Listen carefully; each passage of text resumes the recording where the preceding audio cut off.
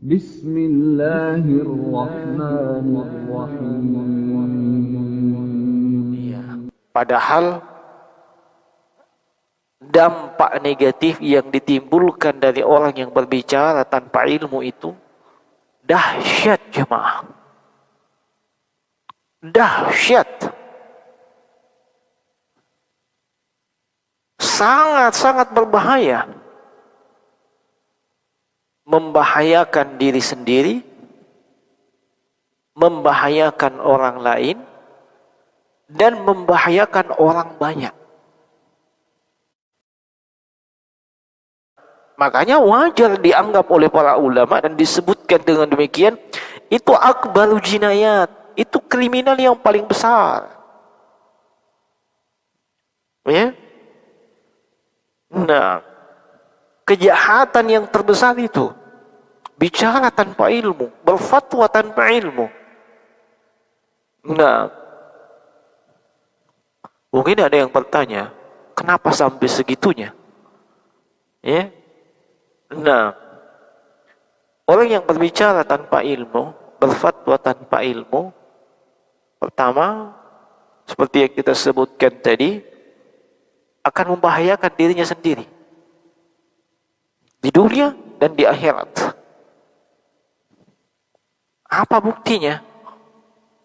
Ya, ingat hadis riwayat Bukhari dan Muslim, haditsnya Abu Sa'id Al-Khudri radhiyallahu ta'ala tentang kisah dari kalangan Bani Israel yang diceritakan oleh Nabi, yaitu kisah tentang 99 pembunuh 99 orang. Ya. Orang tersebut sudah membunuh 99.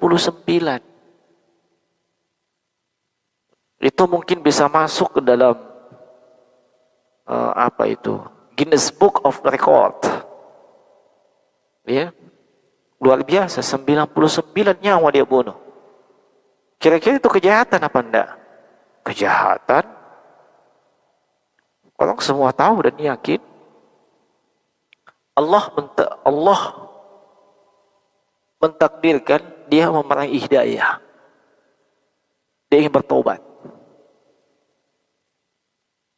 Maka dia katakan, dullani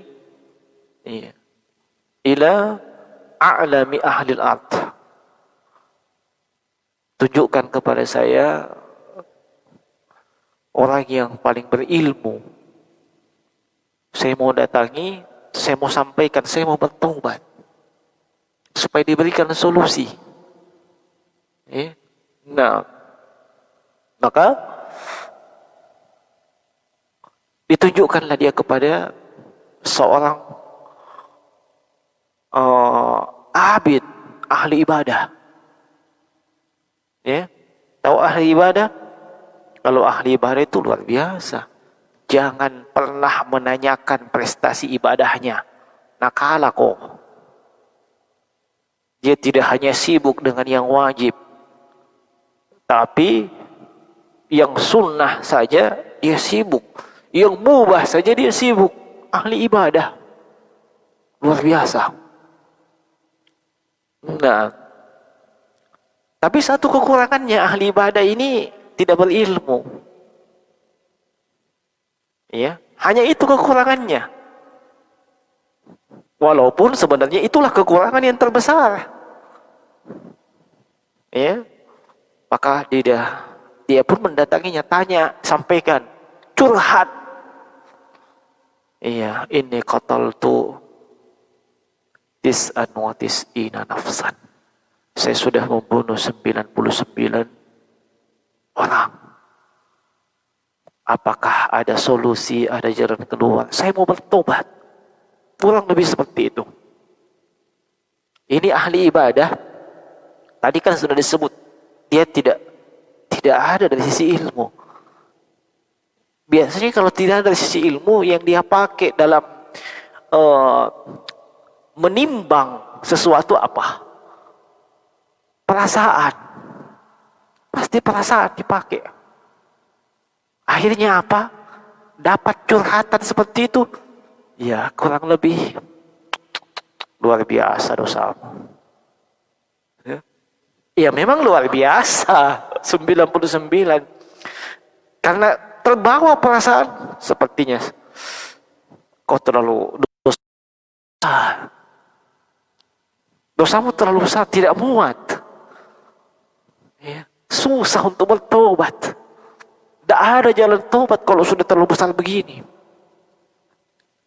Akhirnya apa yang terjadi jemaah sekalian? Ini orang yang sudah mau tobat, sudah mau hijrah, ya. Kalau bahasa zaman now, sudah mau hijrah, matnya, ya, dipotong jalannya, tenawanto. Akhirnya dia mengambil jalan yang pintas.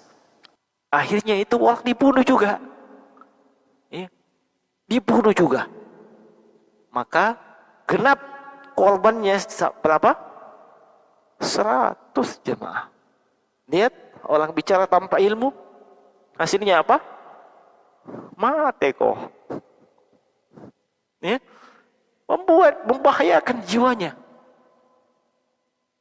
Nah, membahayakan jiwanya. Mati dia akibat bicara tanpa ilmu.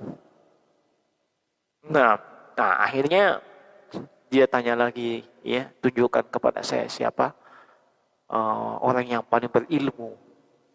Maka ditunjukkan kepada seorang tapi orang yang berilmu.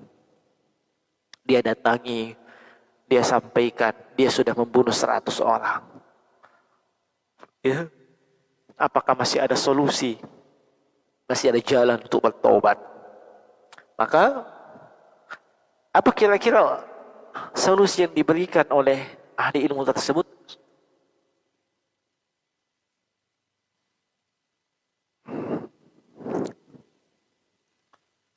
Di antara yang disampaikannya secara makna, apa yang menghalangimu untuk bertobat? Apa yang menghalangimu untuk bertobat? Harapannya besar, dia pun bertobat. Ya, sebab memang Allah mengampuni semua dosa tanpa kecuali. Ya. Allah mengampuni semua dosa tanpa kecuali. Ya, qul li ibadiyalladzina asrafu ala anfusihim la taqnatu min rahmatillah innallaha yaghfiruz dzunuba jami'an. Dalam surah Az-Zumar, katakanlah kepada hamba-hambaku yang telah melampaui batas, ya, bahwasanya Allah mengampuni semua dosa. Allah mengampuni semua dosa. Ini orang berilmu tahu itu. Sebanyak dan sebesar apapun dosamu, kalau Anda mau bertaubat, Allah Maha menerima taubat.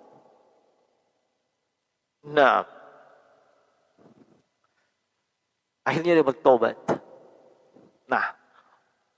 Sebagai realisasi dari tobatnya, dia disuruh pindah, suruh hijrah, ya, dari kampungnya.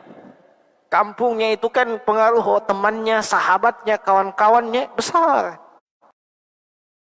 Orang mau hijrah, tapi masih sama teman-teman lamanya yang bejat, yang durjana. Gimana bisa hijrah? Maka dia sudah pindah kamu dari kampung ini ke kampung sana. Iya. Qadarallahu ma syaa fa'ala, dalam perjalanan itu dia meninggal. Ya. Dan saya tidak akan sebutkan sampai akhir hadis. Di sini yang saya ingin tekankan, lihat bagaimana bahayanya orang berbicara tanpa ilmu. Ya. Membuat dia terbunuh. Belum lagi dosanya nanti di akhirat. Kenapa? Dia berbicara tentang apa-apa yang itu adalah haknya Allah. Itu dosa besar. Nanti akan datang ayat yang menyebutkan bahwasanya itu termasuk dosa besar, berbicara tanpa ilmu.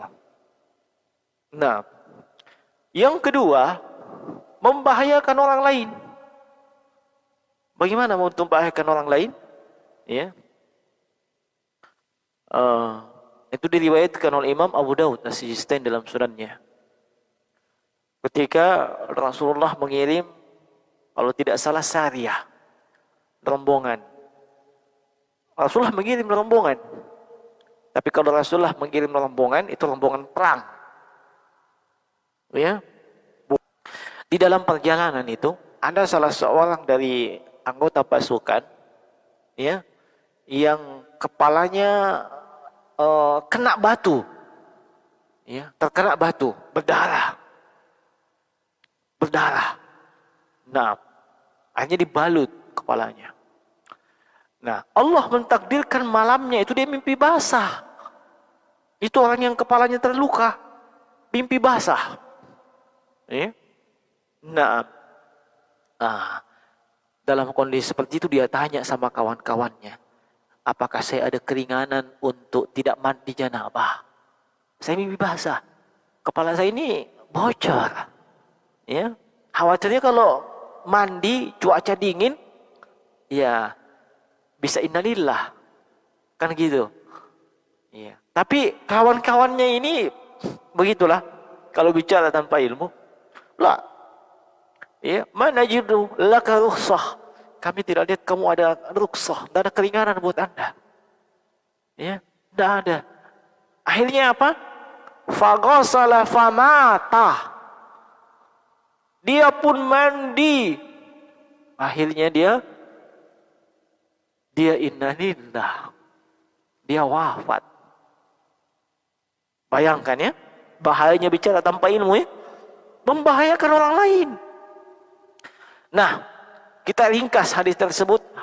Ini kemudian ketika mereka pulang peristiwa itu. Bukan main marahnya Nabi. Ya. Sampai beliau katakan apa? Iya.